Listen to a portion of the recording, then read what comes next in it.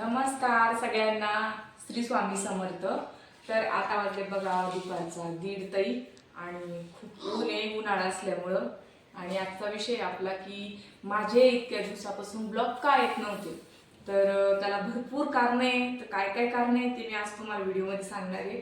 त्याच्यामुळे झाले 10-12 दिवस की आपला एकही ब्लॉग पडू शकला नाही। आणि आजपासून मी सुरुवात केली की आपण आजपासून छान छान ब्लॉग टाकू। आता मागं काय काय झालं मी तुम्हाला सांगते व्हिडिओमध्ये। तर सगळ्यात अगोदर समूचे जावळ काढले बघा ते बघा टक्कल केलं।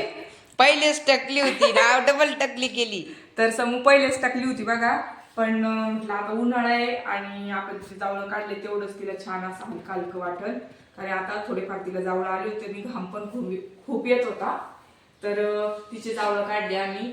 इथं काढणार होतो पण इथं काही शक्य झालं नाही जावळ काढणं, कारण की खूप काम राहते इथं आणि येणार आणणार कोण नाही आम्हाला।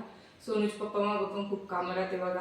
तर माझ्या भावाच्या मुलीचे जावळ होते, तर व्हिडिओमध्ये दाखवते समोर मी तुम्हाला तिचे। कारण की हिचं तर काही शूट करता नाही आलं मला। आम्ही म्हणजे माझी भाऊजाई, बहीण, मी आणि माझ्या 2 नंदा, म्हणजे निकिताची मम्मी आणि माझी एक मावस नणंद आहे, त्याच होत्या। कारण की ऊन इतकं, त्याच्यामध्ये शूटिंग काढायला कोणीच नाही आणि दगडावर त्यांना बसून जावळ काढलेले बघा त्यांचे। तर मी तिचं शूट केलं पण हिचं काही मला करता नाही आलं। तर जालन्यामध्ये लोखंडी पूल म्हणून आहे, तर त्याच्या बाजूला आमच्या आसरा असतात।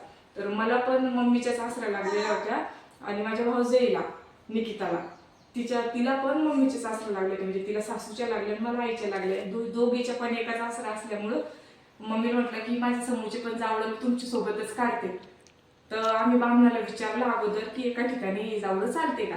मम्मी अरे बोलू दे ना समूह, आज ब्लॉग काढतोय काय म्हणतील त्या। समूह नको ना बेटा, तिला एवढी आगाऊ अशी झाली बघा आगाव समूह झाली, ती बाई। अशी मारायला लागली ती आता। ते बघ असंच करत समो खेळणा बाई, तो खाली घेतील ती तोंडाला मारणारच त्या।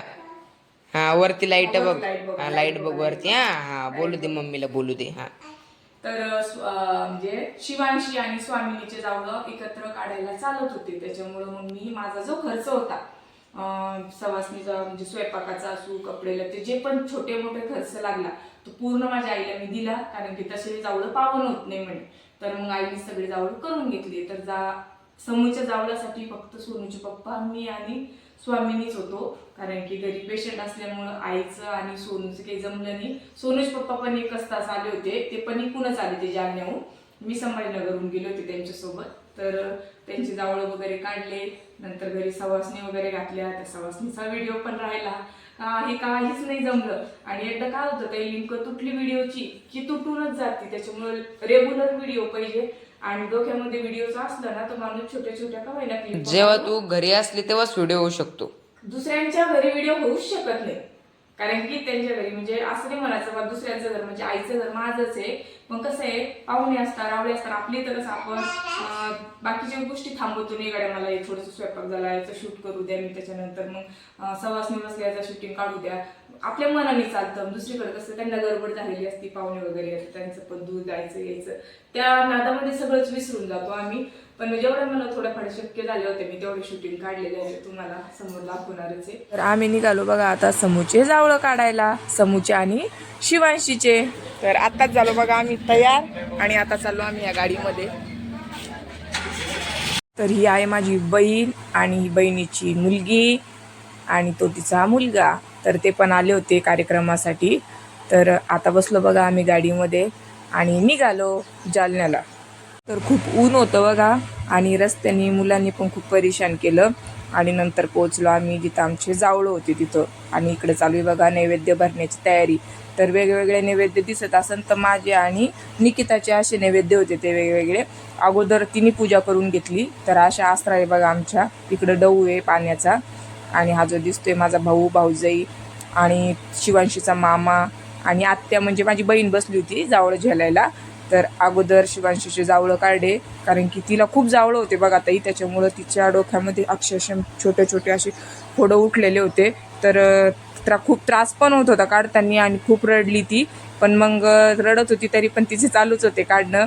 एवढे की काढले नाही आम्ही, नंतर म्हटलं फिरून घेऊ आपण परत एकदा ती 0 मशीन। तर आता चालू होती हिची काढणं इकडे जावळं। आणि जावळं काढणं झाल्याच्या नंतर माझ्या नणंदबाईंनी सगळ्याहून बघा कशा ओवाळण्या टाकल्या आमच्यावरून। तर झाले बघा शिवांशीचे जावळं काढून.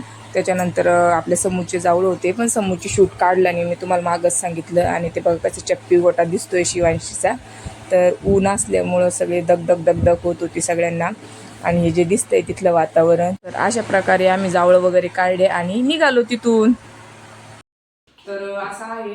आणि आजपासून मी माझे रेग्युलर व्हिडिओ टाकणार आहे बघा. आणि अक्षय तृतीयेच्या निमित्ताने माझ्या समूचे जे पहिले कडे होते थोडेफार माझ्याकडे 2-3 जोडं, तर ते मोडले मी. आणि हे बघा अशा पायामध्ये छान समूला गोल 5 भाराचे केले. आणि हे बघा हातामध्ये पण छान 4 भाराचे करून आणले. तर आता तिला कायमचे छान हातातले पायातले कडे वगैरे होऊन गेले. याच्यात कॅमी रुपये वगैरे टाकला नाही, कारण की तिचे होते त्याच्यातच केले. पण म्हणजे त्या निमित्ताने तिची जाळ पण होऊन जाईल. आणि त्या दिवशी अक्षय तृतीयेच्या दिवशी काही काही करतात, तर म्हणजे त्या निमित्ताने तिला ते करून आणले आम्ही. तर असं झालं बघा. आणि दुसरी गोष्ट, जावळ झाल्याच्या नंतर विचार केला की आता रेग्युलर व्हिडिओ टाकायचे. तर ते काय राहतं, ठरवलं की होतच नाही माझ्याकडून, असं उडालं. मी काहीतरी ठरवते, म्हणजे प्रत्येक वेळेस असंच होतं. मी व्हिडिओ सांगते की मी असं असं होणार आहे, पुढे हे दाखवणार आहे, माझ्याकडून शक्यच होत नाही. आणि तसंच झालं नेमकं. इथं आले व्हिडिओ काढणार म्हटलं आणि समू बिमार पडली. 2-3 दिवस समूचं दुखलं, नंतर सोनू बिमार पडला. त्याला गॅस्ट्रो झाला होता, त्याला आज बरं लागतंय. आणि आज आई पण बिमार आहे. तर आईला आत्ता सोनूच्या पप्पाने हॉस्पिटलमध्ये नेलेले, तर त्या पण बिमार आहे. तर त्या 2-3 दिवस झाले बिमार, हा पण बिमार, समू पण बिमार. आणि मला 2 दिवस सुधरत नव्हतं. म्हणजे सारखा आमचा पूर्ण एक हप्ता दुखण्यातच निघून गेला सगळ्यांच्या उन्हामुळं. काय राहतं, उन्हाळ्यात जरी आम्ही बाहेर बसतोय पण एवढंच झाडायला लागतंय. तर ते बरोबर कानामध्ये गेले की ते कानातून नाकातून सगळे गरम भापा, त्यांनी मग सगळे बिमार पडले. पण आता थोडीशी काळजी घेतोय, थंडगार पाणी पितो, 2 वेळेस समूला पण आंघोळ घालतो, बाकीचे पण मग हातपाय वगैरे धुतात, तर चांगलं वाटते आता. तर असं कारण होतं बघा ताई. या कारणामुळे माझे काही व्हिडिओ काढणं झाले नाही. आणि आपल्या काचा बसवणं झालेले आहे, छान अशा मस्त काचा बसवणं झालेले आहे. आपल्या देवघराचं पण सामान येऊन पडलेले, किचनच्या पण काचा बसवलेल्या आहेत. तर मी ते समोर व्हिडिओ काढणार आहे. तर समोरचा व्हिडिओ नक्की बघा की मी महाराजांचा फोटो किती छान आणलेला आहे. माझं खूप स्वप्न होतं की मी जर घर इतकं सुंदर करते तर माझ्या महाराजांचा फोटो पण तितकाच सुंदर पाहिजे. कारण की मी पहिल्यापासून छोटा फोटो ठेवलेला आहे, पण आपलं देवघर पण खरंच खूप सुंदर पाहिजे. आणि महाराजांमुळे सगळं शक्य झालेलं आहे माझं. जरी कोणी काही बोलत असेल की याच्यामुळे झालं त्याच्यामुळे झालं, पण माझं जे पण आज आहे सगळं महाराजांमुळे. आणि त्यांचा आशीर्वाद मला आहे. तर त्यांच्यासाठी मी म्हणजे माझ्या देवघरात सगळ्यात पाठीमागं त्यांचाच मोठा फोटो राहणार आहे. तर पुढचा व्हिडिओ माझा नक्की बघा. तो फोटो मी तुम्हाला दाखवणार आहे, कशी डिझाईन आणली मी मंदिरासाठी ते पण दाखवणार आहे. आणि आपल्या आता उद्यापासून ब्लॉग येणार आहे. तर रोज माझे ब्लॉग नक्की बघत जा. काही चुकलं उकलं मला सांगत जा. तर आजचा ब्लॉग छोटाच होता. धन्यवाद, बाय.